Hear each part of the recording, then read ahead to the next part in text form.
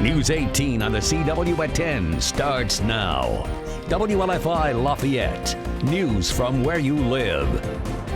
Good evening, I'm Samantha TV. Thank you so much for joining us. A local online English teacher is doing her part to help Ukraine one person at a time. Shelley Bittner of Lafayette was teaching as usual when she noticed one of her students wasn't attending her class anymore.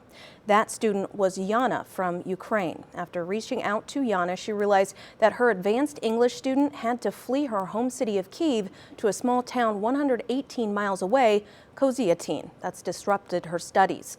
What happened next between the two would help Yana in her tribulations of a war-torn nation. I asked her how she was doing, and of course I had looked at her Instagram to kind of see where she was, and she said, everyone becomes better under these conditions. I had mentioned to her how I had seen just the spirit of the Ukrainian people and how amazing they all seem to be, and she agreed. Stick with us for next week as we share with you the incredible story of how the English teacher became the student right here from the city of Lafayette. Students at Sunnyside Intermediate School no longer have to wear uniforms effective this fall. Under the current dress code, students at Sunnyside must wear solid colored polo shirts and khaki pants. The change to the dress code was approved this week at the Lafayette School Board meeting. Principal Matthew Brown says the school wants to better prepare students for the more traditional dress code at Tecumseh Junior High School. He says enforcing the uniforms also became a distraction in classrooms.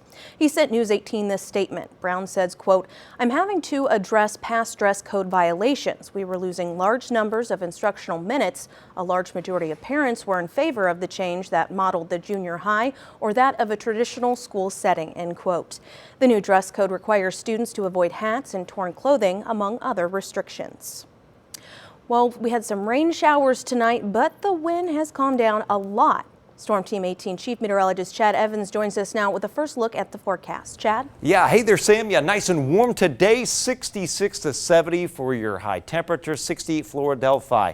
All the way back to Attica, 68 at Rochester, 67 Kokomo, got to 70 at Covington, and like Sam was saying, a lot of wind today. Once again, gusts to 43 south of Montmorency, peak gust 43 Fowler, 45 at Covington, and 40 here at Flora and Delphi. But tonight, look at that, much lighter winds. It's a light wind out there right now from kind of a southwesterly direction. We're in the upper 40s. We've evaporatively cooled. We've rained through the dry air, so running in the upper 40s to right around 50 area wide, and we've had a scattering of showers around. Right now, they're kind of over our northern counties at the moment, scattered showers here, and also hovering right on the southern border of the area. So these showers all on the move eastward. We'll likely see some more showers form here in Illinois, and these will rapidly move eastward as well, but all the storms are down to our south, and this is a nasty supercell. This is a classic right-turning supercell moving due east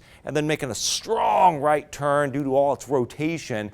Long track tornado on the ground and hail up the size of softballs with that storm. But that all stays down here because this is where it's really warm and unstable tonight. But we get rid of the showers later on tonight too, and with that we drop to 39 degrees, and tomorrow we'll start to get the sun out again. In fact, that clearing trend already in our northwestern counties by 7 a.m. with lows in the 30s there. There's your low 40 at Crawfordsville as well as Frankfort. We'll talk more next. Thank you, Chad. Fire crews were hard at work Thursday battling multiple fires in Lafayette near the Tippecanoe Mall. Lafayette Fire was called to Arconic about 5:17 p.m. Fire crews told News 18 a fire started in a pit area below a piece of manufacturing equipment. The fire was limited to just that piece of equipment. No injuries were reported. West Lafayette Fire and WEA Fire both assisted putting out the Arconic fire. That's because crews were already on the scene of another one.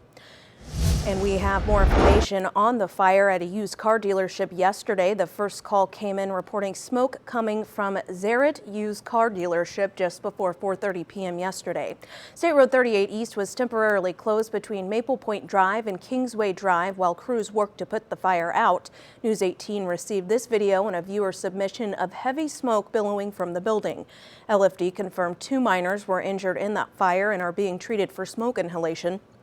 A boy was taken to Riley in Indianapolis for treatment, while a girl was taken to a local hospital. The cause of the fire is unknown at this time, and we continue to work to learn more. Lafayette Police Department today pinned a new captain and lieutenant and swore in 4 new police officers. 16-year LPD veteran Lieutenant Daniel Long was promoted from the rank of sergeant. He's now assigned to the Detectives Division in the Special Victims Unit.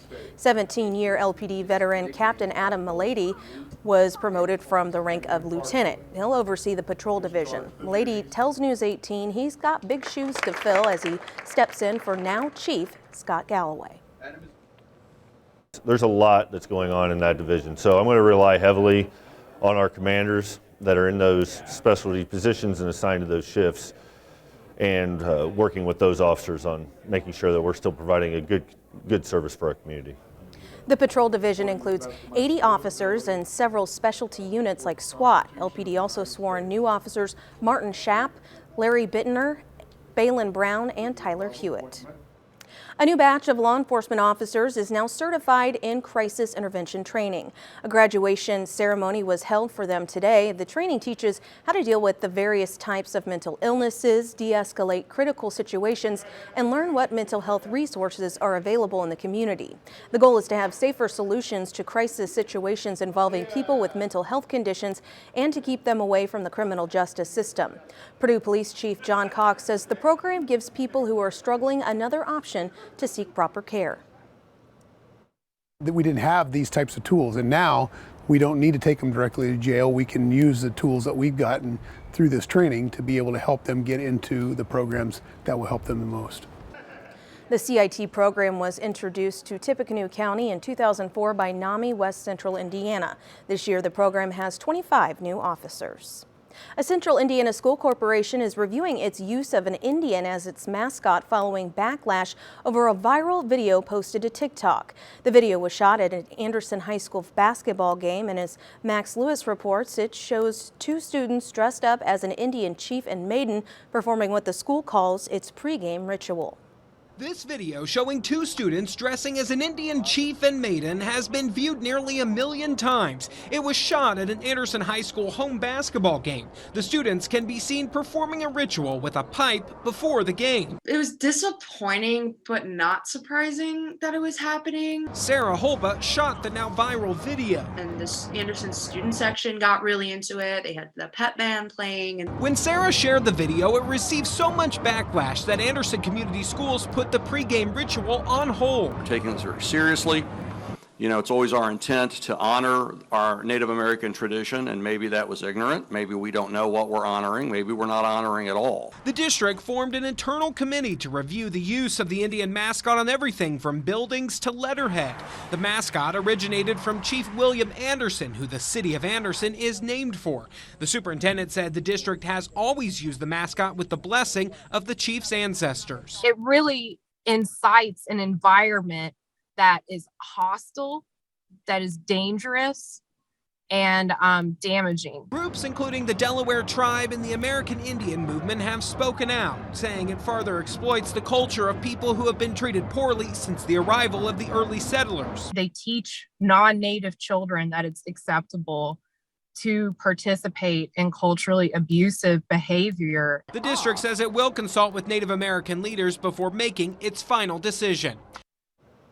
Again, that was Max Lewis reporting. On social media, the girl who filmed the viral video said some members of the Anderson community have spoken against changing the mascot. However, Thunder says just because it's tradition doesn't make it right. Health officials have a new non-invasive way to test for COVID. More on the FDA's announcement and the latest on how the nation is dealing with the pandemic coming up. All right, I'm working on this graphic right now, and I got to show you this. Notice all the red and orange on that map. I'm in edit mode right now, but you can see that is some big time warmth that is on the way. We've got a big ridge that's going to develop, and temperatures are going to shoot way above normal next weekend and beyond. We'll talk about that and also just all this windy weather in the forecast next.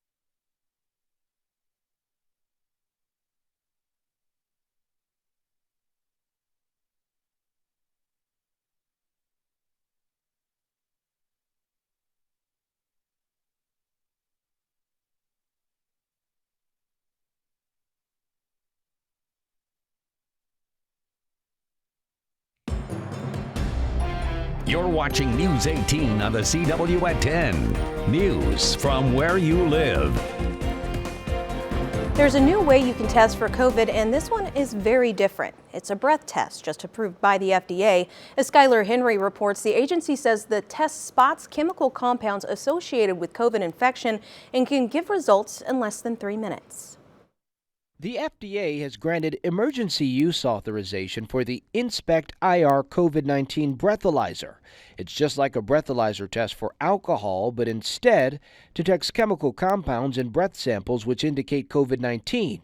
The non-invasive tube can return results in less than 3 minutes. The new authorization comes as COVID cases increase across the U.S. because of 2 Omicron subvariants. The highest rates per capita over the past 14 days were in Vermont, Rhode Island, New York, Massachusetts, and Alaska. Cases may be rising, but some school districts are backing off from COVID protocols as the severity of the virus declines for most who are infected. The Minneapolis School District will drop its mask mandate starting Monday. Contact tracing will end, and quarantine time for unvaccinated adults and students exposed to COVID will decrease from 10 days to 5. In California, a mandate requiring vaccinations for students will be pushed back a year. Some parents just may need more time. They may need more data. They may need to watch other kids get vaccinated and just have that time. The move comes despite Pfizer's plan to seek FDA authorization for a COVID booster shot for kids as young as 5. A group that fights for vaccine choice says some parents are relieved about the delay. We at Let Them Breathe and Let Them Choose have been educating families on their rights and how to speak up for their kids. And it's, really good to see that at least that is making a difference. The vaccine mandate now slides to July 2023. Skylar Henry, CBS News, Washington. And the new breath test will be conducted by licensed healthcare providers. It's more than 91% accurate at detecting positive samples and has a 99% accuracy rate for negative samples. And now, your Storm Team 18 forecast. Weather from where you live. After some showers tonight with anywhere from 0.05 to nearly 1/4 inch of rainfall in some places. We'll see some sun tomorrow, though more clouds in our northern counties. Another windy day develops, 50 to 57 for highs. Winds west-northwest to the northwest, gusting 30 to 40 miles an hour. And after a 39 in the morning with not so much wind, we end the day windy with a 55-degree high. 55 Lafayette, 57 though down towards Covington and Kingman. We'll be around 54 Delphi, 53 Flora, about 52 Fowler, and about 54 at Boswell. Easter Sunday, a lot of sunshine. Clouding up later on in the day, but a lot of frost in the morning with a 30 with a light to calm wind. Then the winds pick up out of the east, 10 to 20 miles an hour during the afternoon, with highs overall for the viewing area about 50 to 56. We get some showers in here Sunday night, early Monday morning, and then partly to mostly cloudy on Monday, and yet another windy day. 53 the high after 40 during the morning hours, with highs 49 to 55 for the viewing area as a whole. 49 Rochester, 51 Monticello, mid-50s down towards like Newmarket, Crawfordsville, and Waynetown, but low 50s at Fowler. So there are some of your scattered showers tonight. This is 2:30 in the morning. This is 6:30 early tomorrow morning. Then they bolt out of here. We get the sun out. Some cloudiness, especially in our northern counties in the afternoon. Then a lot of sun followed by increasing clouds on Sunday. Showers Sunday night. Doesn't look like a lot of rain per se, 1/10 of an inch to maybe 2/10 of an inch, but enough to kind of muddy it up again. And then after drier weather Tuesday, showers and even a few thunderstorms come in late Wednesday and Wednesday night, and perhaps another round on Thursday. But this is a warm front. It's a strong warm front, and once this goes northward, much warmer weather comes in. All right, so updated futurecast rainfall, again, a few hundredths to near 1/4 inch of rain tonight. We add a little bit more Sunday night, early Monday morning. We add a little more by the time we get to Wednesday night, Thursday morning, and then another round of rainfall, remember, Thursday and Friday. And you can see how that rainfall ramps up. So between now and Friday, these will be the totals area-wide, nearly 1.5 inches to as much as about 2 1/4, 2.5 inches area-wide. All right, but here's the other story. Okay, this is Tuesday, so we're in the 50s, cooler. Watch the colors here. We're warmer Wednesday, 60s, 70s Thursday, low 70s, so we're a lighter orange, but watch what happens next weekend and beyond. Big ridge develops, and this is a lot of warmth. These are 80s over a huge area. Not only getting into next weekend, but the week after. But where do you think the severe weather is going to be? So you get 80s, and it's really unstable here. Here's your trough with cool air. So where's your severe weather risk?